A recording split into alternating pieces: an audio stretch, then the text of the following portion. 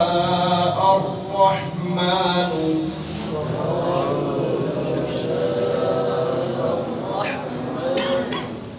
ما عبدناهم ما لهم بذلك من علم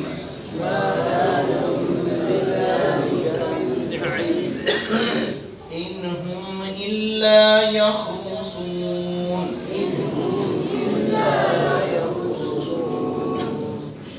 أم آتيناهم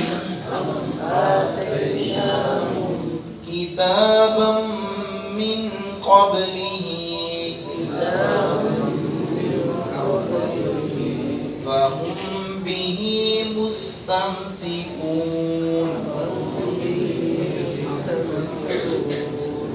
بل قالوا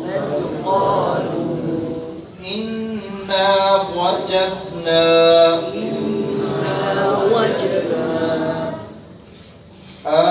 آباءنا على أمة وإنا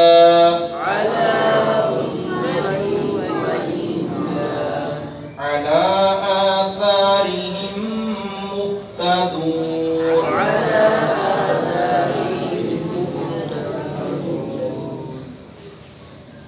اللہ رب العزت فرمائیں گے کل قیامت کا دن ہوگا کہ جب بے معبود جو ہیں جن کی باطل معبود اور ان کی پرستش کرنے والے ان کو کوئی جواب نہیں آئے گا، اور دنیا میں بھی ایسے ہی کہتے رہے کہ اگر اللہ چاہتا تو ہم ان کی عبادت نہ کرتے، اللہ ہم پر ہو کے راضی تھا، اللہ نے چاہا ہے تو ہم نے ان کی عبادت کی ہے، کیونکہ مسلمانوں کا عقیدہ ہے کہ اللہ کی مشیت کے بغیر کچھ نہیں ہوتا ہے۔ لیکن اللہ کی مشیت کا بہانہ بنا کر اگر چور چوری کرتا رہے، زانی زنا کرتا رہے، شرابی شراب پیتا رہے اور کہے کہ جی دیکھو جی اللہ کی چاہت تھی تو میں نے ایسے کیا ہے، ایسے تو پھر سلسلہ ہی سارا جو ہے وہ ختم ہو جائے گا اور بے حیائی اور برائی پھیلتی چلی جائے گی۔ اللہ رب العزت کی مشیت ہوتی ہے، لیکن اللہ رب العزت کی ایک رضا کے ساتھ مشیت ہے، ایک ناراضگی اس کے ساتھ ہے۔ ایک اللہ رب العزت کی مشیت یہ ہے کہ اللہ چاہتا ہے کہ میرا بندہ نیک اعمال کرے، اللہ اس سے بے خوش بھی ہوتا ہے۔ برائی جو کر رہا ہے وہ بھی اللہ کے حکم سے، اللہ کی مشیت سے ہوئی ہے، لیکن اس کے ساتھ اللہ کی رضا نہیں ہے، اللہ کی ناراضگی ہے اس پر اللہ کی طرف سے پھٹکار ہوتی ہے۔ تو اللہ رب العزت نے فرمایا کہ یہ جھوٹے لوگ، معبودان باطلہ کی پرستش کرنے والے، یہ بات کہتے ہیں کہ اگر اللہ چاہتا تو ہم ان کی عبادت نہ کرتے، اللہ نے چاہا ہے تو ہم نے ان کی عبادت کی ہے۔ یہ مشیت کا بہانہ بنا کر اس طرح اٹکل پچو لگاتے ہیں اور اپنی طرف سے باتیں بنا کر سمجھتے ہیں کہ ہم نے بڑی قوی اور بڑی مضبوط دلیل دی ہے، جبکہ ان کی یہ من گڑت باتیں اور یہ اٹکل پچو لگانا، اس طرح کی گپیں لگانا اور سمجھنا کہ ہم نے بڑا مار کا سر کر لیا ہے، یہ باتیں کسی کام نہیں آئیں گی۔ اللہ رب العزت ان سے کوئی بہانہ نہیں سنا جائے گا۔ یہ جو کبھی یہ کہہ دیا کہ ہمارے آباء و اجداد تو ایسے کرتے رہے، ہم نے ان کو ایسے کرتے پایا، کیا وہ بیوقوف تھے، ان کو شعور نہیں تھا؟ تو اللہ رب العزت نے اسی بات کی تردید کی ہے۔ پیچھے ہم پڑھ کر آئے پچھلی آیت میں کہ مشرکین مکہ فرشتوں کو اللہ رب العزت کی بیٹیاں قرار دیتے تھے اور ان کے بارے میں عجیب قسم کے ان کے نظریات تھے، اور ان کی پوجا پاٹ کرنے میں فرشتوں کی بھی پوجا پاٹ کی جاتی ہے اور فرشتوں کو الہ اور معبود تک ماننے والوں نے مانا ہے۔ تو اللہ رب العزت نے فرمایا کہ ان کے پاس کیا کوئی دلیل آئی ہے، پہلے کوئی کتاب آئی ہے کہ تم ان کی عبادت کرو؟ ایسی کوئی بات نہیں ہے کہ ان کے پاس کوئی ثبوت ہو، بلکہ پہلی شریعتیں، پہلی کتابیں، صحائف اور احکامات، سارے نبیوں کا یہ نقطہ توحید سب کا اسی بات پر اتفاق تھا، اور انبیاء کی اللہ رب العزت نے تسلسل کے ساتھ ڈیوٹی لگائی ہے کہ آپ نے لوگوں کو شرک سے بچانا ہے اور توحید کی طرف لے کر آنا ہے۔ ان کے یہ عذر جو ہے، جو بہانے ٹٹورے ہیں، کسی کام نہیں آئیں گے۔ وقال، اور انہوں نے کہا لو شاء، اگر چاہتا، الرحمن، رحمان، ما عبدناہم، تو نہ ہم عبادت کرتے ان کی، اگر اللہ چاہتا تو ہم ان کی عبادت ہی نہ کرتے۔ گویا کہ وہ کہتے ہیں کہ اللہ نے چاہا ہے، نعوذ باللہ، معلوم نہیں ہے ان کے لیے بذالک اس کے بارے میں من علم کوئی علم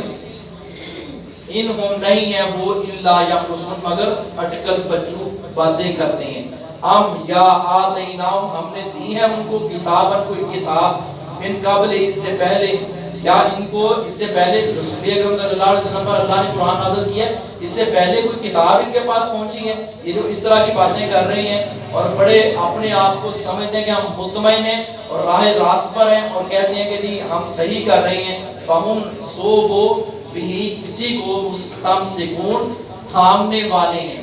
بل قالوا نہیں بلکہ انہوں نے کہا انا وجدنا بے شک ہم نے پایا آباءنا اپنے باپ دادا کو علی امت ایک طریقے پر ایک طریقہ ہم نے دیکھا جو ہمارے آباء و اجداد نے اختیار کیا ہم نے وہی طریقہ اختیار کر لیا آج بھی کتنے ایسے مسائل ہیں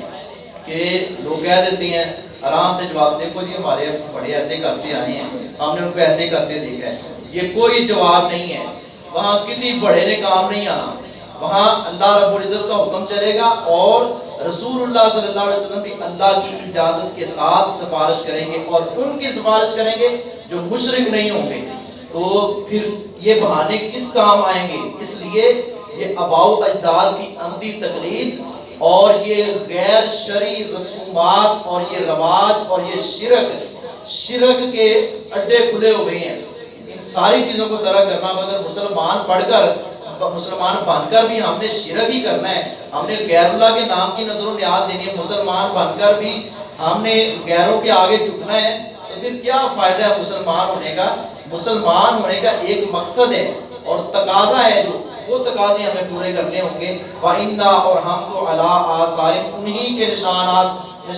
قدم پر مقتدون راہ یافتہ ہیں ہم اسی کو اس کو راہ ہدایت سمجھتے ہیں وہی راہ ہمارے لیے مشعل راہ ہے ہم اپنے آباء و اجداد کو ایسے ہی کرتے پایا ہے ان کو لہذا ہم انہی کے راہ پر چلیں گے یہ مشرکین نے مکہ جواب دیتے تھے مسلمان کا یہ جواب نہیں مسلمان کہتا ہے کہ کوئی میرا کتنا بھی بڑا کیوں نہ ہو لیکن جب اس کی بات کتاب و سنت کے خلاف ہو جب اس کی بات شرک و بدعت کی تائید کرتی ہو اس کی بات کو ترک کر دیا جائے گا برصغیر پاک و ہند کے بڑے بڑے علماء کے استاذ جنہیں شیخ الکل کہا جاتا ہے سید نذیر حسین محدث دہلوی رحمہ اللہ ان کے بعد جب کوئی بات کرتا نا اس طرح کہ دیکھو جی مسئلہ تو ایسا ہی ہے مگر ہم فلاں کی مقلد ہیں دیکھو جی مسئلہ تو ایسے لیکن ہم نے فلاں کو اپنے بڑوں کو ایسے کرتے پایا ہے وہ فرمایا کرتے تھے بات سنیں آپ کے امام آپ کے بابا